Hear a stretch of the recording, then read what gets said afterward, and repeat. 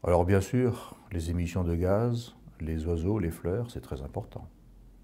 Mais quand on ne s'intéresse pas à cela, quand l'écologie ne s'intéresse pas d'abord aux Français concrets, aux hommes et aux femmes concrets, mais à autre chose, eh bien l'écologie, je crois qu'elle est à côté de la plaque. Je crois qu'elle ne remplit pas sa mission. Voilà. Il faut encore une fois tout remettre à l'endroit.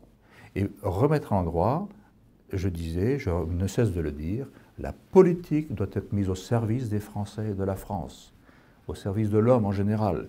L'économie aussi, tout. L'écologie doit être mise d'abord au service de la France et des Français. Dans notre culture, dans notre civilisation chrétienne, ou d'origine chrétienne, c'est l'être humain qui est premier.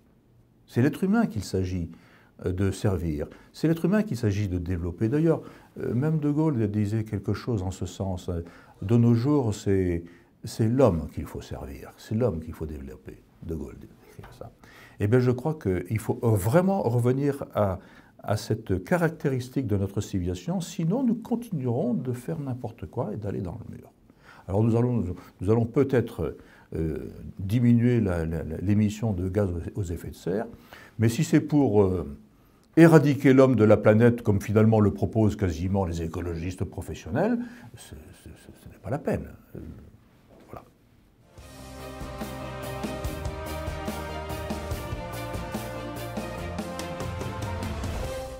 Alors d'abord, quand j'entends dire que je suis un homme de guerre et non pas un homme de paix, ça me chiffonne un petit peu, ça me froisse un petit peu, parce que je suis soldat. Qu'est-ce que c'est qu'un soldat? Le soldat partage avec le guerrier et le mercenaire l'appétit du combat, certes.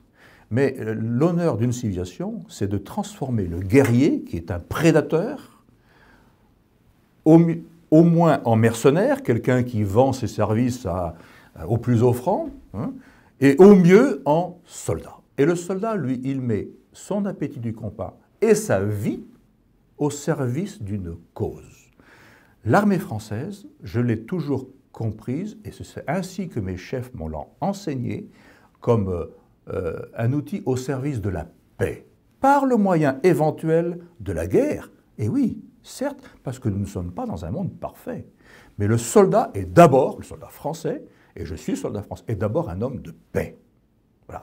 Donc ça me froisse un petit peu qu'on me considère d'abord comme un homme de guerre. J'ajouterais que, étant donné la situation de la France, qui n'est pas brillante du tout, c'est le moins qu'on puisse dire, et je ne suis pas le seul, et ni le premier d'ailleurs, à parler de possibles guerres civiles, ethniques, religieuses, etc., eh bien je me suis engagé justement pour éviter cela. Et pourquoi? Parce que personnellement, j'ai vécu 4 guerres civiles sur le terrain. Au Liban, la viande humaine éclatait sur les murs. En Somalie, des centaines et des centaines de tombes sur 360 degrés à perte de vue. Au Rwanda, des fosses communes en quantité, et pareil en Yougoslavie. Non, non, me dire que je suis un homme de guerre, ça me froisse.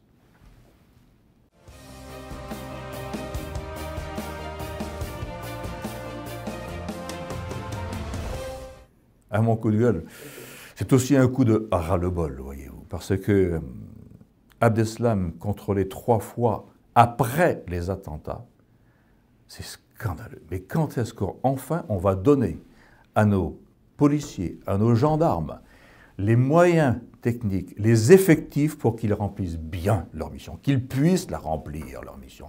Ce sont des hommes de métier, ce sont des professionnels qui ont envie de bien faire leur boulot et n'ont pas de quoi le faire. Voilà. Mon coup de gueule.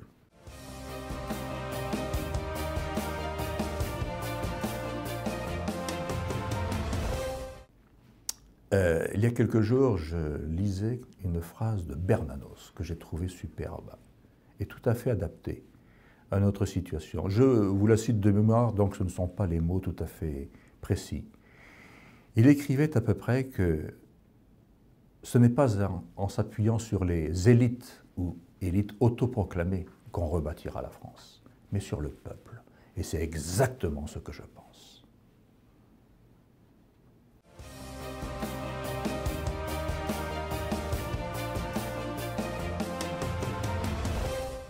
Je ne formulerai pas de vœux, ça me semble assez factice, cet exercice.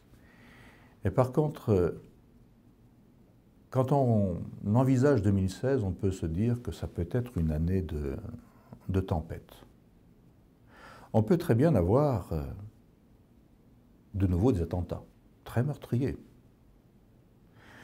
Nous pouvons envisager avec beaucoup de sérieux que le chômage ne régressera pas.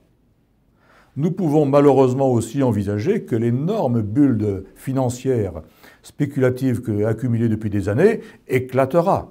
Et cela provoquera des drames gigantesques. Et tout cela mis en synergie, combiné, ça peut être quelque chose de terrible.